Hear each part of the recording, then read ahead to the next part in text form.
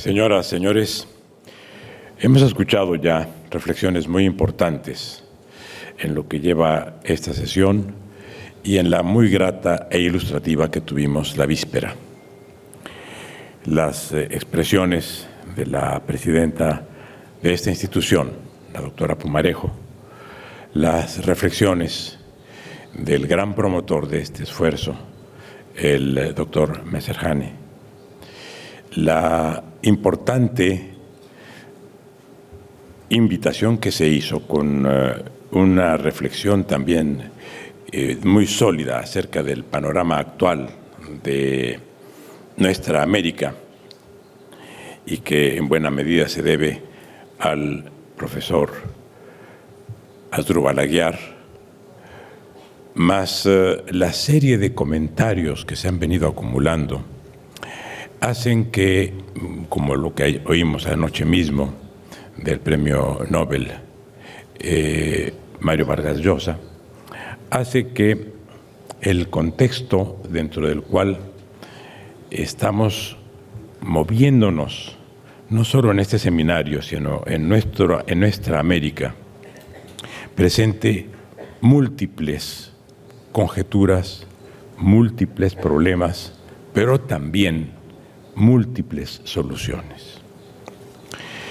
El tema, sin duda, de la relación entre política y justicia, con esta derivación de juridización de la política y politización de la justicia, sin duda obliga a que lo veamos con la mayor seriedad.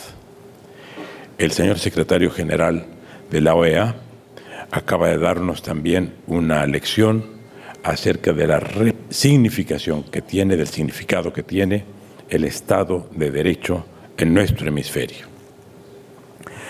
Dicho esto, saludo con mucho respeto a todos los presentes y saludo con profundo agradecimiento a quienes han hecho posible, con su hospitalidad y generosidad, que yo esté con ustedes y que tenga el privilegio de acompañarlos en estas deliberaciones.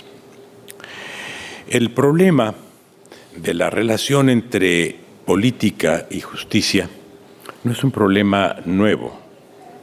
Es más, surge justamente en este país y se presenta con motivo de un conflicto entre dos partidos políticos en la era fundacional de la Unión Federal Americana. ¿Por qué? Cuando pierde la elección presidencial el presidente Adams y gana la elección el que sería presidente Jefferson, se produce una enorme tensión entre federalistas y antifederalistas o republicanos, que lleva a que el presidente Adams, la noche previa a dejar el poder, designe a 58 integrantes del Poder Judicial, entre ellos a quien habría de presidirlo, el juez Marshall. Y con este motivo, habiéndose olvidado la firma de uno de los nombramientos del juez Marbury, exige que sea el nuevo gobierno de Jefferson quien le extienda el nombramiento firmado, la constatación del nombramiento que había faltado en la noche previa por los apuros, los apremios de dejar el poder. Y es ahí donde se produce el primer caso que llega y que es resuelto en el sentido de declarar la inconstitucionalidad de una ley. Y la declara justamente Marshall, que había sido secretario de Estado en el gobierno de Adams y que se encontraba enfrentado al nuevo secretario de gobierno Madison en el gobierno de Jefferson. Es entonces cuando, al ver Adams que se había perdido la presidencia para los federalistas y que también cambiaría la integración del Congreso, donde dominarían los republicanos, los antifederalistas, dice: salvemos por lo menos al Poder Judicial. y surge ese primer gran enfrentamiento entre un órgano jurisdiccional que sin facultades en la Constitución determina la inconstitucionalidad de una ley y un gobierno y un Congreso que han sido elegidos por el pueblo, así sea, en el caso del presidente, por vía indirecta, como todos sabemos. Desde entonces se plantea que las tensiones entre política y justicia pueden llevar a conflictos muy fuertes. Jefferson intentó revocar los nombramientos e intentó enjuiciar a algunos de los jueces, uno de ellos el propio Marshall, a la sazón presidente de la Corte. Esto, por fortuna, en una sociedad política naciente, pero con una profunda convicción democrática y con un muy buen diseño en cuanto al equilibrio de las instituciones, fue absorbido con bastante éxito, tanto que hoy podemos hablar en este país de una democracia plenamente consolidada. ¿Qué ha pasado en nuestros países? Ayer el profesor Aguiar hacía referencia a un fenómeno identificado como lawfare, esto es, la utilización de la ley para obtener, mediante su manipulación, la de la ley, resultados adversos con relación a aquellos que se consideran contendientes en el orden político. Esto comenzó planteándose como una forma presunta de acoso por parte de los juzgadores en contra de los gobernantes. Pero luego tuvo su contraparte y la respuesta política, que se traduce en la politización de la justicia frente a la judicialización de la política, que es la representada por este uso hipotéticamente ilegítimo de la judicatura en contra del aparato político, se convirtió y se ha convertido en nuestro hemisferio en una fuente permanente de inquietación en la vida de las instituciones y de irregularidad en el funcionamiento jurídico de los estados. Es justamente a lo que se refiere ese importante documento de reflexión que acompaña al programa de esta reunión elaborado por el profesor Aguiar.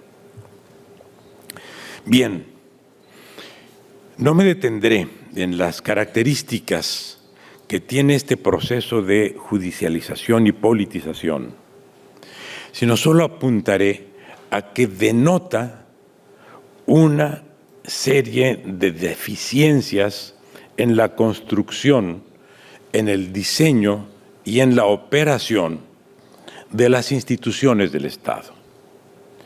Son muchos los ejemplos que se pueden dar, pero lo que me interesa, sobre todo porque este es un foro en el que los protagonistas son los expresidentes de nuestras repúblicas, lo que me interesa es problematizar, valga la redundancia, el problema. Esto es, el síntoma que vemos es la pugna entre política y justicia. La agudización de ese síntoma se produce evidentemente en los espacios a los que podemos caracterizar como autocráticos o en vías de autocracia. Pero vale la pena que veamos por qué las mismas constituciones, con las mismas instituciones, funcionan de manera distinta con distintos ocupantes del poder. De ahí la importancia de que en un seminario académico-político como es este, se pueda aprovechar la presencia y la prestancia de quienes han desempeñado la presidencia de sus respectivos países con talante democrático, y cómo las mismas instituciones y las mismas constituciones, como ya dije, con otros ocupantes, se traducen en diferentes formas de actitud y de relación con el gobernado y entre los propios gobernantes, particularmente en lo que se refiere a ese enfrentamiento entre política y justicia.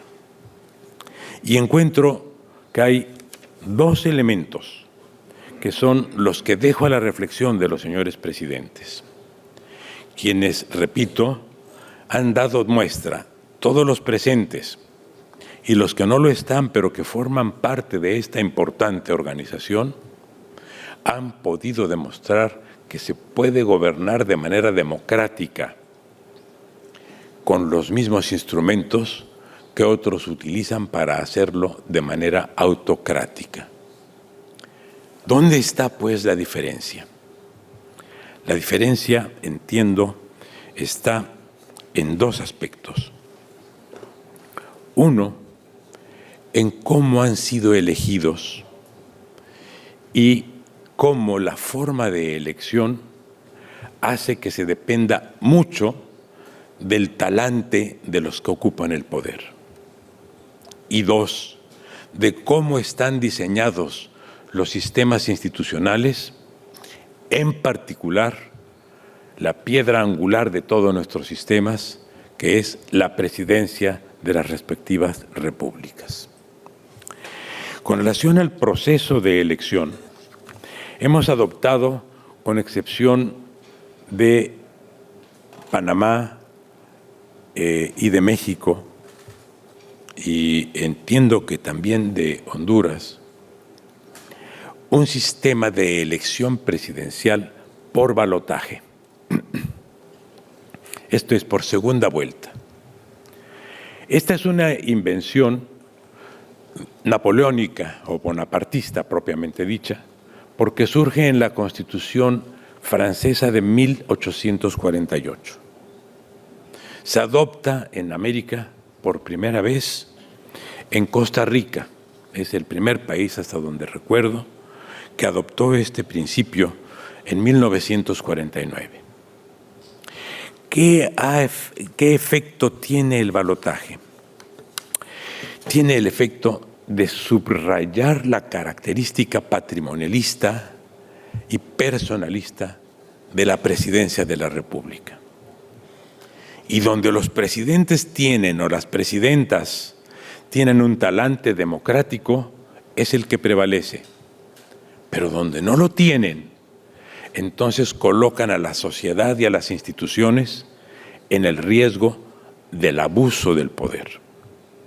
Porque además, la segunda vuelta fragmenta el origen mismo del poder. Esto lo comentaba hace unos momentos con el profesor Pedreira de esta institución. Fragmenta porque la expectativa de llegar a la segunda ronda electoral hace que se pulvericen los partidos. Vean ustedes, en el caso de Brasil, por ejemplo, tiene 27 partidos registrados participando en la última elección. En el caso de Colombia, si estoy equivocado, el señor presidente me lo podrá decir, el presidente Pastrana, 35 partidos. En el caso de Perú, 24 partidos.